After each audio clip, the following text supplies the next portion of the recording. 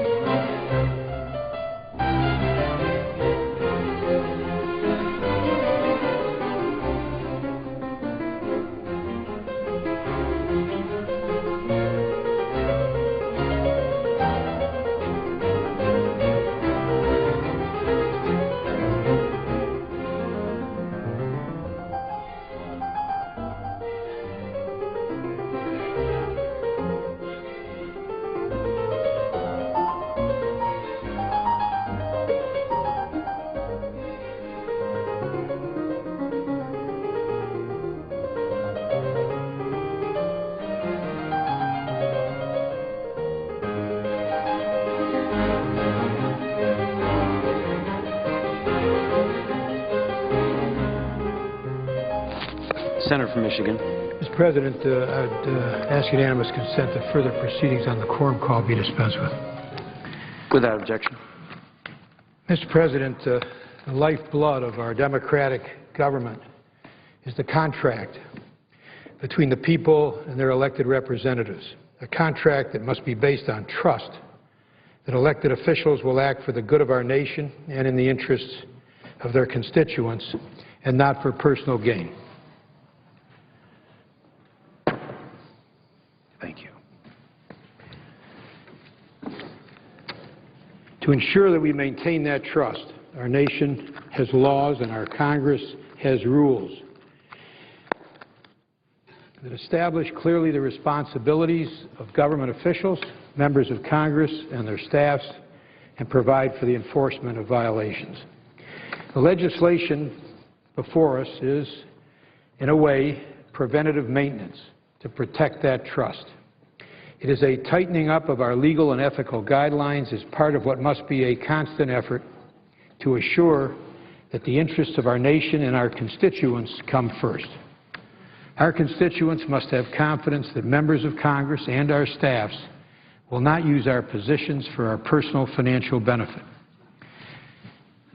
Now, there should be no doubt that regardless of our action on this stock legislation, the Stock Act, it is a violation of trust our constituents placed in us, a violation of the democratic process, a violation of the securities laws, and a violation of congressional ethics rules if members of Congress or their employees engage in insider trading, the use of information not available to the public to make investment decisions.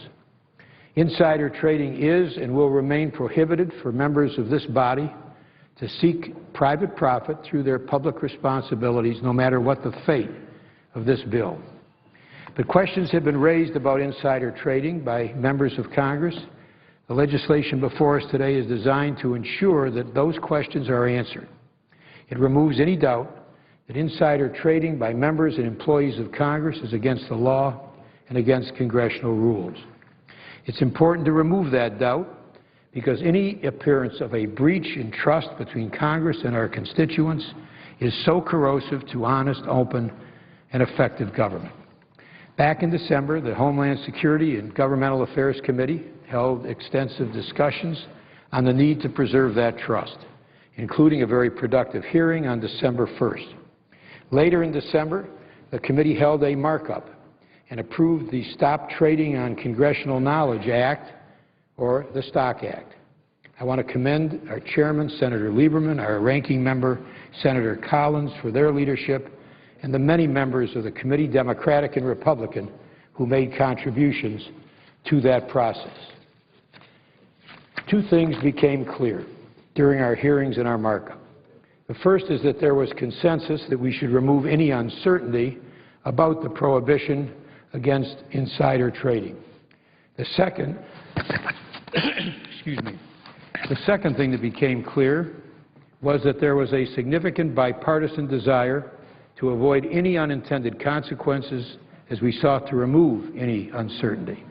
We reported out the legislation because of widespread agreement on our goals, but there remains concerns about the means, and it was understood that we would attempt to address those concerns before this bill came to the floor. And so a number of us have worked in the weeks since to make sure that our goals and our means are in concert. The revised legislation, which will be before us, meets that objective. It should remove any uncertainty over the prohibition on insider trading, and it avoids unintended harmful consequences that concern some of us. And I point to two provisions that I believe are important in achieving those goals. The first reassures the American people that there are no barriers to prosecuting members and employees of Congress for insider trading. It does so through language establishing that members and employees of Congress have a duty arising from, quote, a relationship of trust and confidence, close quote, with the Congress, the government, and most importantly, with the American people. Establishing such a duty removes any doubt as to whether insider trading prohibitions apply to Congress. It is also important that the bill's language makes clear that in offering this new language, it does not in any way prevent enforcement of the anti-insider trading provisions contained in current law. And again, I'm confident that under current law, members of Congress and our staffs are prohibited from insider trading. This bill will ensure that the current prohibition is unambiguous and thereby strengthened. The second major provision of the legislation instructs the ethics committees of both chambers to issue clear guidance to members and staffs on the prohibition on profiting from inside information. This guidance will clarify that existing rules in both chambers relative to gifts and conflicts of interest also prohibit the use of non-public information gained in the conduct of official duties for private profit. Finally, one other provision, let me briefly mention, unrelated to insider trading, but nonetheless an important step forward in terms of gaining the confidence of our constituents. As one of the originators of the Lobbying Disclosure Act of 1995, I'm well aware of the value of transparency in government. The bill before us improves congressional transparency by requiring that personal financial disclosure filings required of members and certain staff are made available electronically to the public. I want to commend Senators Begich and Tester for offering a measure that improves that transparent governance. Mr. President, it's important that we pass this legislation, that we clarify, strengthen our rules and our laws, and end any uncertainty about insider trading by members of Congress, and I hope we can promptly pass this legislation. Again, I commend our chairman, ranking member, and all the members of our committee for the work that they put into this bill. Morning business is now closed. Under the previous order, the Senate will resume consideration of the motion to proceed to S-2038, which the clerk will now report. Motion to proceed to the consideration of S-2038, a bill to prohibit members of Congress from using non-public information derived from their official positions for personal benefit and for other purposes. Under the previous order, the time until 5:30 p.m. will be equally divided and controlled between the two leaders or their designees. Mr. President. Senator from Connecticut. I thank the Chair. First, I'd like to ask unanimous consent that Hill of First, a Presidential Management Fellow on Detail to our Homeland Security Committee, be granted the privileges of the floor for the duration of the debate on S-2038. Without objection. Thanks, Mr. President. I'd like to begin the debate, and I do so with gratitude that both the distinguished ranking member, Senator Collins, is here, and Senator Brown of Massachusetts, whose original legislation, along with Senator Gillibrand's, forms the basis of this proposal that comes out of our committee. Mr. President, I'm going to go back to the beginning and to President Washington, whose farewell address seems to take more relevance as time goes by, though it's obviously more than 200 years old now. Washington said in that farewell address, and I quote, that virtue or morality is a necessary spring of popular government, and that we cannot look with indifference at anything that shakes the foundation or, if I will, continuing his metaphor, dries the spring. I think we'd have to say that in the long proud course of American history since then, there have been very few times where the springs of trust in popular government have been more dry than they are in our time. I'm grateful that my colleague Senator McCain is not on the floor now, because when we get to this subject, he usually says that when you look at the public opinion polls on Congress, the numbers of people who have a favorable impression of this body are so low that we're down to close relatives and paid staff. And usually when I'm with him, I add, I'm not so sure about all the paid staff. But in any case, we have an opportunity here with this piece of legislation to take a small step forward toward rebuilding public trust in Congress, and if I can, to restoring those necessary springs of popular government, the trust of the people in us. This goes back just to last fall and early winter. A book appeared by an author named Peter Schweizer, who was then interviewed on 60 Minutes and made allegations that some members of Congress and their staffs have used information gained on their jobs to enrich themselves with timely investments, particularly in the stock market.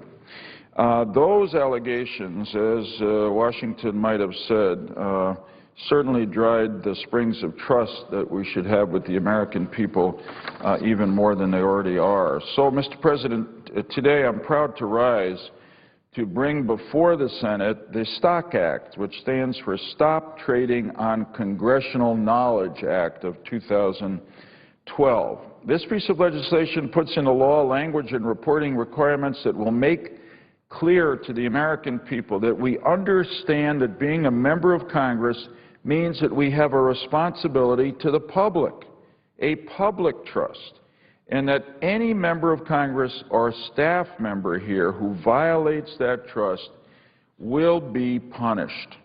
This bill was reported as an original bill out of the Committee on Homeland and Security Affairs on December 13th with a bipartisan vote of 7-2. In advancing this bill, as I've said, Senator Collins and I worked closely with Senators Gillibrand and Brown, both of whom sponsored versions of the STOCK Act, and Senator Levin, who just spoken, who worked closely with us on the substitute amendment that is being filed today. I want to thank them all for their contributions on this piece of legislation. And I also want to thank the Senate Majority Leader, Senator Reid, for making sure, for deciding that this important piece of legislation is one of the first items that we're taking up in Congress this year. Mr. President, the specific rules making insider trading illegal are found in a large body of Securities and Exchange Commission regulatory activities pursuant to Section 10B of the Securities and Exchange Act of 1934 and court decisions interpreting those activities.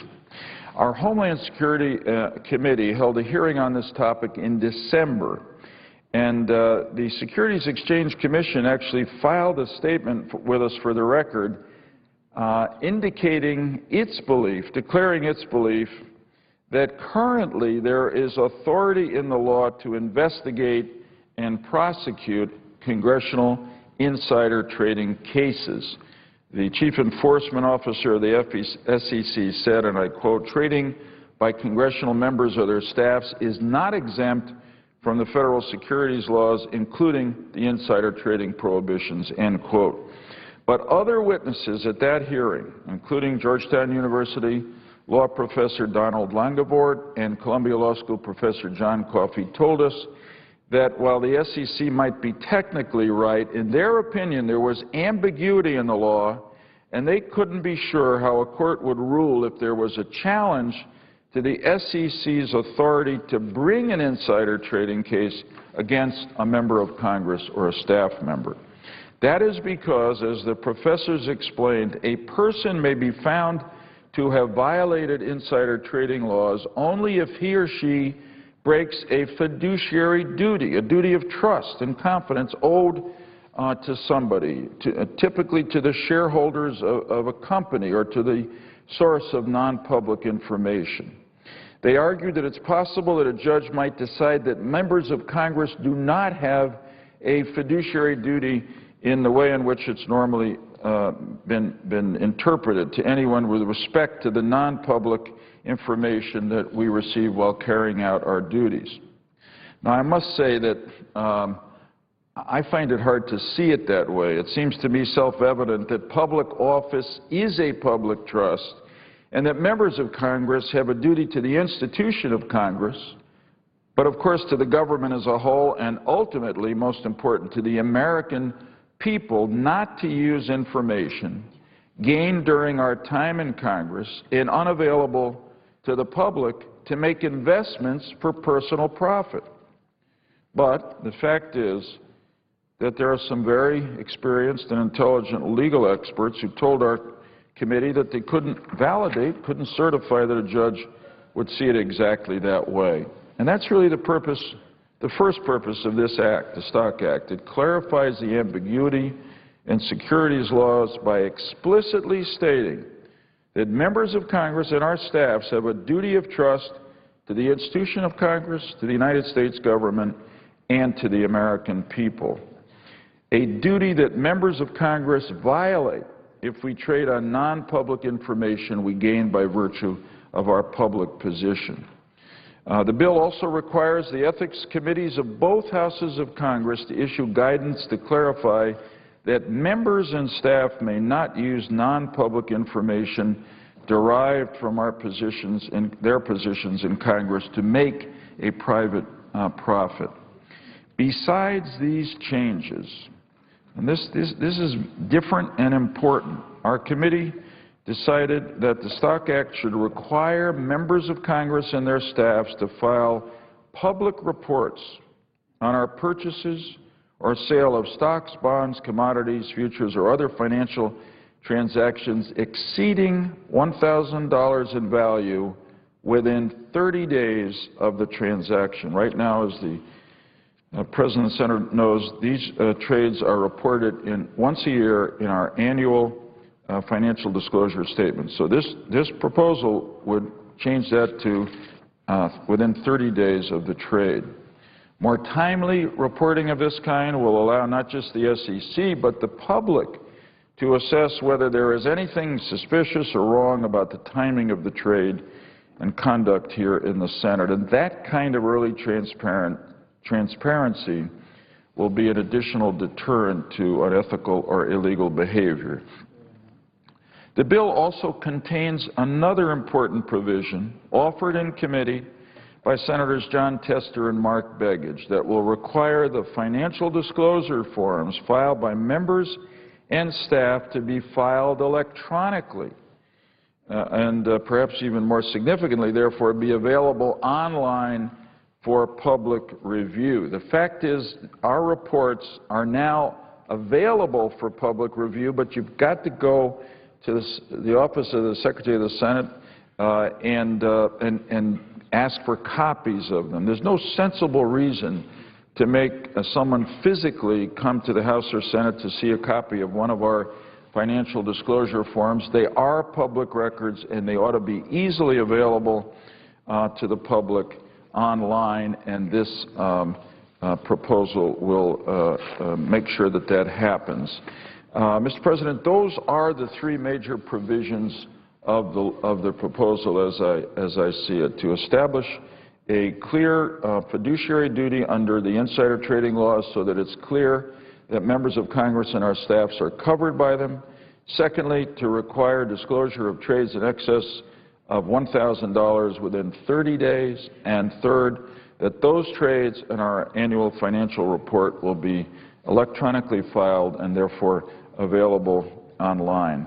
May I say that as we begin the second session of Congress, of the 112th session of Congress, we begin with so much distrust of our federal government that I think passing the Stock Act could really have a positive effect on how we're being perceived, and particularly if, as I hope, we will pass it on a bipartisan basis. The Stock Act was passed out of our committee in exactly that way. It has the support of members and leaders, I believe, of both parties in the House, and President Obama and Senate has promised to sign it as soon as it comes to his desk. So let me end by quoting again from our first president, this time from his inaugural address where he set the ideals for the new government that our country would have. And he said, and I quote, "The foundations of our national policy will be laid in the pure and immutable principles of private morality, and the preeminence of free government will be exemplified by all the attributes which can win the affections of its citizens and command the respect of the world," end quote. Enacting this proposal into law will say to our disappointed, our skeptical, our troubled constituents that we understand and accept Washington's wisdom. I thank the Chair, and at this time I'd yield to my dear friend, the distinguished ranking member of our committee, Senator Collins. Thank you. Mr. President. The Senator from Maine. Thank you, Mr. President. I'm pleased to join the chairman of our committee, Senator Lieberman, and the sponsor of this bill, Senator Scott Brown, today in urging our colleagues to begin consideration of what is known as the Stock Act. This legislation is based on a bill that was first introduced in the Senate by Senator Scott Brown and a similar one introduced by Senator Gillibrand. Put simply, the Stock Act is intended to ensure that members of Congress do not profit from trading on insider information. As the co-sponsor of Senator Brown's bill, I want to commend him for his leadership in this area. I also want to recognize Chairman Lieberman for moving this important bill forward in such an expeditious manner. Mr. President, press reports on 60 Minutes and elsewhere have raised questions about whether lawmakers have been exempt, either legally or practically, from the reach of our laws prohibiting insider trading. At a time when polls show record-low public confidence in Congress, there is a strong desire on our part to address the concerns that underpin the public skepticism and assure the American people that we are putting their interests ahead of our own. The Stock Act is intended to affirm that members of Congress are not exempt from our laws prohibiting insider trading. While several of the witnesses who appeared before our committee's hearing on this bill testified that there is no legal exemption for members of Congress, confusion and uncertainty nevertheless persist. For example, on the eve of our markup, the Wall Street Journal published an op-ed by a Yale law professor who wrote that, quote, "The Securities and Exchange Commission has determined that insider trading laws do not apply to members of Congress or their staff," end quote. This, however, is directly contradicted by the statement for the record submitted to the committee by the SEC's enforcement director, who said, quote, "There is no reason why trading by members of Congress or their staff members should be considered exempt from the federal securities laws, including trading prohibitions," end quote. Mr. President, I would ask unanimous consent that the SEC statement and the Wall Street Journal op-ed be entered into the record at the conclusion of my comments. Without objection. Mr. President, to me this illustrates the confusion over this issue. So I'm pleased that the committee not only reported Senator Brown's bill, but unanimously adopted an amendment that I offered with Chairman Lieberman that states clearly that members and their staff are not exempt from insider trading laws. The need for this unambiguous statement can likely be traced back to the nature of the insider trading laws. As our committee has learned, our nation's insider trading laws are not, generally speaking, based on statutes passed by Congress, but rather on court precedents. As one of our witnesses, a law professor from Indiana University, pointed out during our hearing, Congress has never enacted a federal securities statute that explicitly prohibits anyone from insider trading. That explicit statutory ban on insider trading is entirely absent in U.S. securities law. Rather, Mr. President, the SEC pursues insider trading cases under the general anti-fraud provisions of the federal securities laws, most commonly Section 10b of the Securities Exchange Act of 1934 and Rule 10b-5, a broad anti-fraud rule promulgated by the Commission. Therefore, what constitutes insider trading has largely been determined by the courts, including the Supreme Court, on a case-by-case basis. Under the case law, two different types or theories of insider trading violations have developed. One, where the defendant is a classic corporate insider using non-public information to trade on the company's stock, and a second where the defendant has misappropriated inside information in violation of a duty owed to the source of the information, such as a lawyer who trades on advance notice of a business transaction. Both types of cases, however, share common elements. There must be a breach of a duty, such as a traditional fiduciary duty or a duty of trust and confidence. The breach must involve material information, which is the type of information a reasonable investor would consider important in making a decision to buy or sell stock. The information must be non-public, and the defendant must receive a personal benefit, which the Supreme Court has said may include not only financial gain but also reputational benefits. As the Supreme Court has held, under Section 10b, the chargeable conduct must involve a deceptive device or contrivance used in connection with the purchase or sale of securities. And in criminal prosecutions for insider trading under Rule 10b-5, the government must prove that a person willfully violated the provision with culpable intent.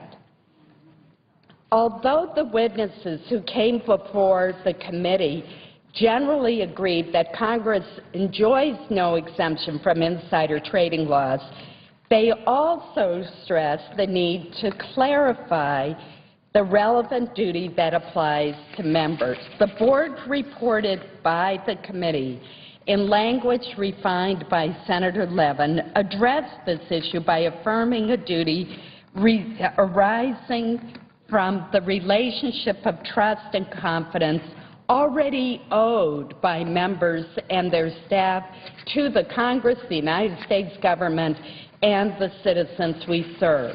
At our markup, we clarified that this does not create a new fiduciary duty in the traditional sense, but rather recognizes or affirms our existing duty.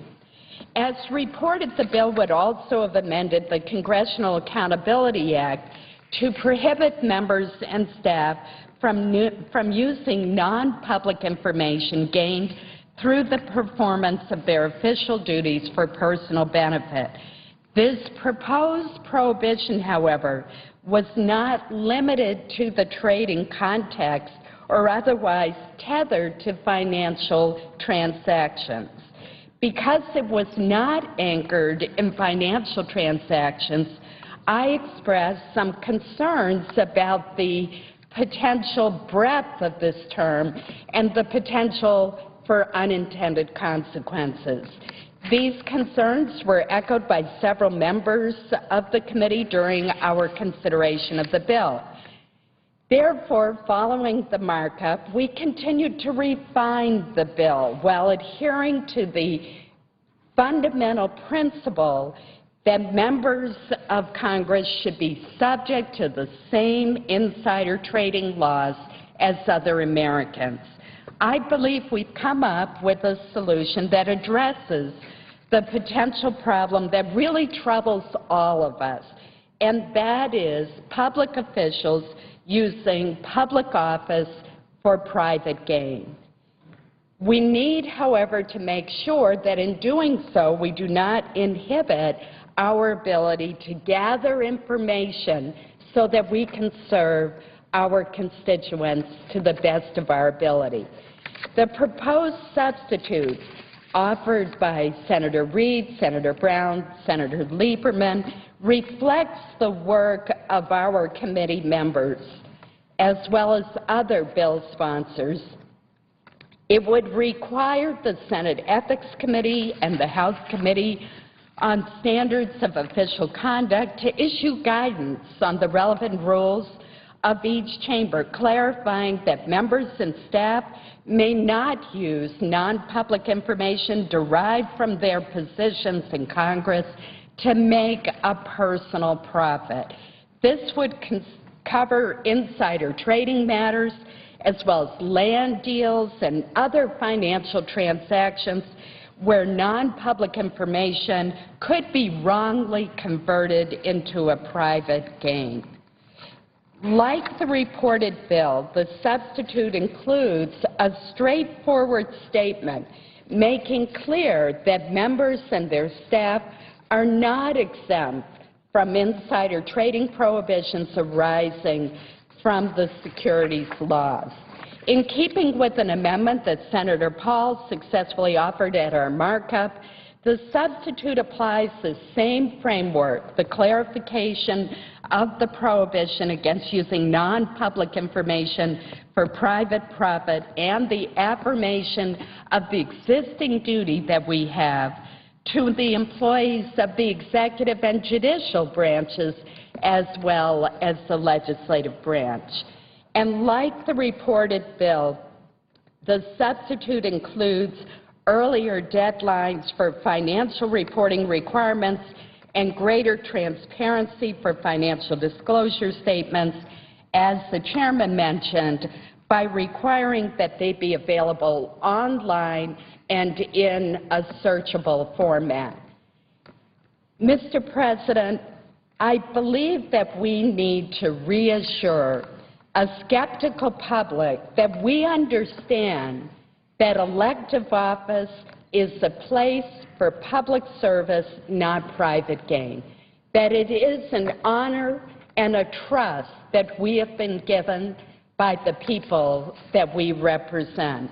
Underscoring that important message is clearly the intent of this bill, and that is why I support it. I urge my colleagues to vote yes, to invoke cloture on the motion to proceed, and I now yield the floor to the Senate, to the sponsor of the bill, Senator Brown. Thank you, Mr. President. Mr. President. Senator from Massachusetts.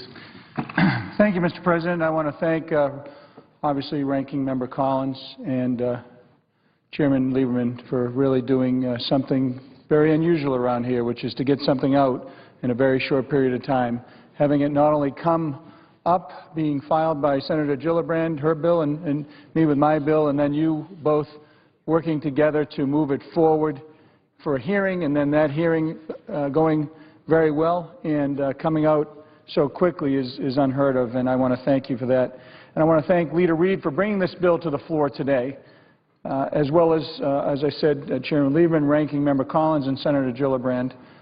We've worked together to draft a bipartisan version of the Stock Act, an act that passed Homeland Security and Government Affairs Committee by an overwhelming margin. And that's appropriate because this is, it isn't a partisan or ideological issue. It's about cleaning up Washington. Abraham Lincoln spoke at Gettysburg of fighting to preserve government of the people, by the people, and for the people. I think if the approval ratings are any indication, the American people have lost faith that we are living up to Lincoln's ideal, and we need to do it better. They have lost faith that Congress works for them. They believe too many members of Congress have come to Washington to make themselves rich or do other things instead of taking care of the people's business, and that Congress only steps in to bail out the people with the most money or the most lobbying power, and that's not right. With the bill before us today, we can take a small step to reestablishing the trust between the American people and Congress. If we pass the Stock Act this week, it will send a very strong and unified message to the American people that Congress does not consider itself above the law. We can start to finally address that deficit of trust that the President referenced in his State of the Union address.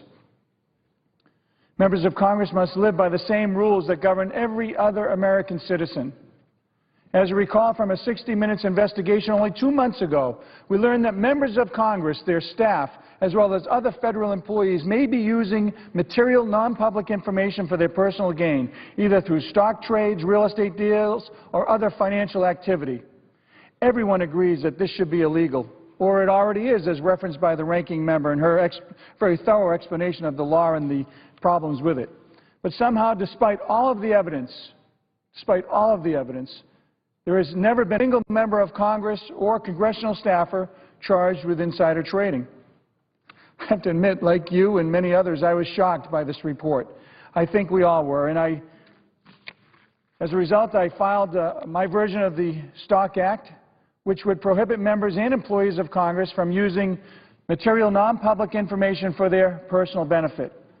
When Homeland Security and Governmental Affairs Committee held a hearing on the state of insider trading and the law as such, it applies to Congress. One thing was very, very clear. Although, as Ranking Member Collins said, the SEC theoretically has the ability to prosecute members, there's been no precedent for it. And the state of law at this point is very, very unsettled. To remove any and all doubt, we need to act, and we need to act now. In addition to clarifying that insider trading is indeed a criminal offense, we are increasing the transparency of members' trading activity to make sure that our investment decisions are out there for everyone to see, plain as day. As President Ronald Reagan liked to say, trust but verify. In conclusion, I want to say that Senator Coburn has a phrase that I think is very accurate in this context. He talks about all the earmarks and contracts in Washington spending that ends up in the hands of those people he calls, and I quote, well-heeled and well-connected. In my opinion, no one is more well-connected with more access to a wide range of privileged non-public information than members of Congress, their friends, employees, or family members. At a time when our economy is struggling and the average American family has to make hard economic choices, congressional members and staff should not be lining their pockets on insider information. Serving our country is a privilege, one that I cherish very, very much. I believe that we must level the playing field and show the American people that the United States Congress does not consider itself to be above the laws that we expect everyone else across the country to obey. I believe it's time to listen to our constituents and remember that every seat in this room is the people's seat. Thank you, Mr. President, and I yield the floor. Senator from New York. Thank you very much to my colleague from Massachusetts for his strong advocacy on such an important issue. I want to recognize Chairman Lieberman and Ranking Member Collins for their leadership and their advocacy and for their work in getting this out of committee so quickly. I urge all of my colleagues to vote yes for cloture tonight on this bipartisan bill to ensure clearly and unambiguously that all members of Congress, their staff, and federal employees play by the exact same rules as the American people. The American people deserve the right to know that their lawmakers' only interest is what's best for the country, not their own financial interests. Members of Congress, their families and staff shouldn't be able to gain personal profits from information they have access to that everyday middle-class Americans don't. It's simply not right. Nobody should be above the rules. I introduced a bipartisan bill in the Senate with 28 of our colleagues from both sides of the aisle to close this loophole. The Stock Act legislation is very similar to the legislation introduced by my friends in the House of Representatives, Congresswoman Louise Slaughter and Congressman Tim Walz. I want to thank them for their long-standing advocacy and dedication to this important cause. I want to again thank Chairman Lieberman, Ranking Member Collins, and all of the committee members for their work in acting swiftly to move this common-sense bill to the floor for a vote. I also want to thank Leader Reid for his leadership in moving this body forward to this important debate for an up or down vote that the American people deserve.